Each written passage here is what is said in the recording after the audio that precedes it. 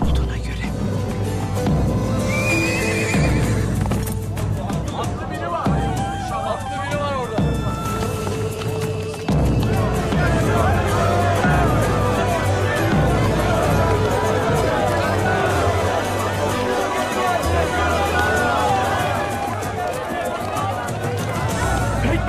Beyimiz yaşıyor. Oldum Allah'ım, sana şükür.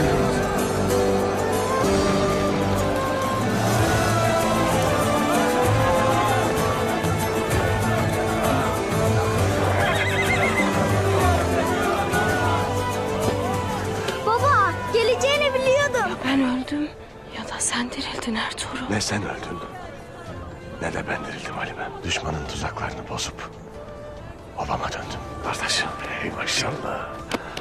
Artuk Bey. Gelin bakalım buraya Alpler, gelin bakalım. Hey! Aslanlarım. Asım. Kardeşim. Beyim affedesin beni. Maşallah yiğidim. Hey maşallah. Babada ne olmuştur ana? Dündar nerede? Seni kaybedince Hanlı Pazarı satıp. Şimdi nerededir Dündar? Baba, pusatsız gitmeyesin. Eyvallah. Eyvallah yiğidim. Haydi Alpler. Hanlı Pazar'a. Belli ki meydanı boş bulunca kurt ayağa kalkana kadardır.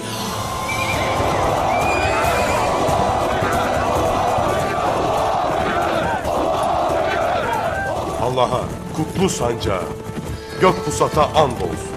Gök girsin kızıl çıksın ki başlıya baş eğdirip dizliye diz çöktüreceğim. Emir Saadettin. Hemen gitmem gerekecek. O yüzden bu işi bitirelim. Sanki hortlak görmüş gibisin. Madem Tekfur Ares'in acelesi var, bu işi tamamına erdirelim.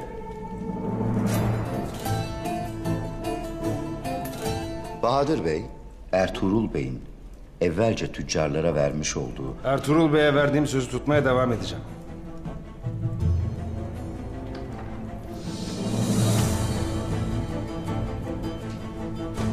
Bu işi bitirelim artık.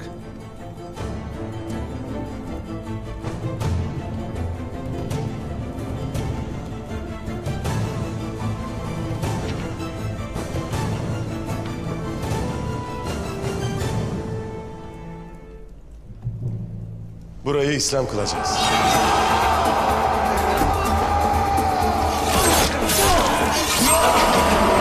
İlk ezanı okuyup burayı şerefli bir kervansaray kılacağız.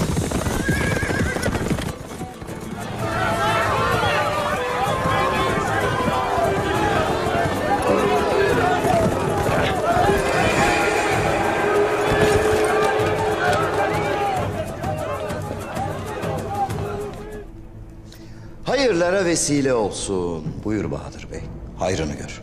Hepimiz için hayırlı olsun.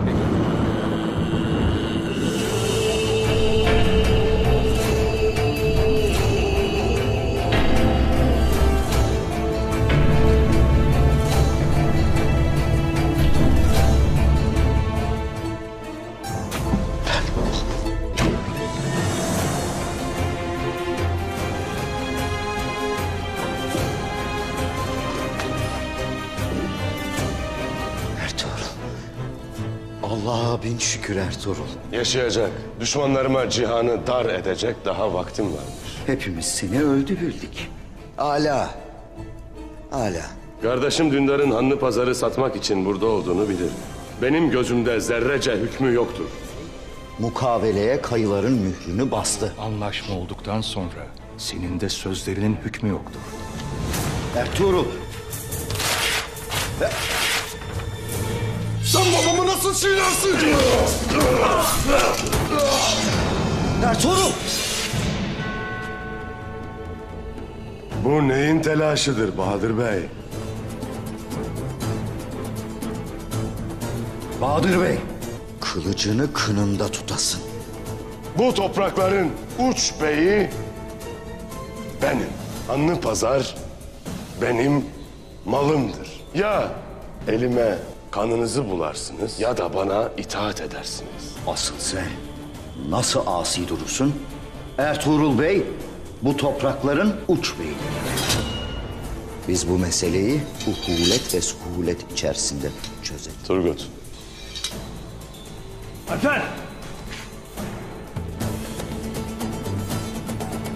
Sana gelince Bahadır Bey, yarın Anlı Pazar'da beyler toyunu toplayacağım. Uç beyine, oğluna soracağım.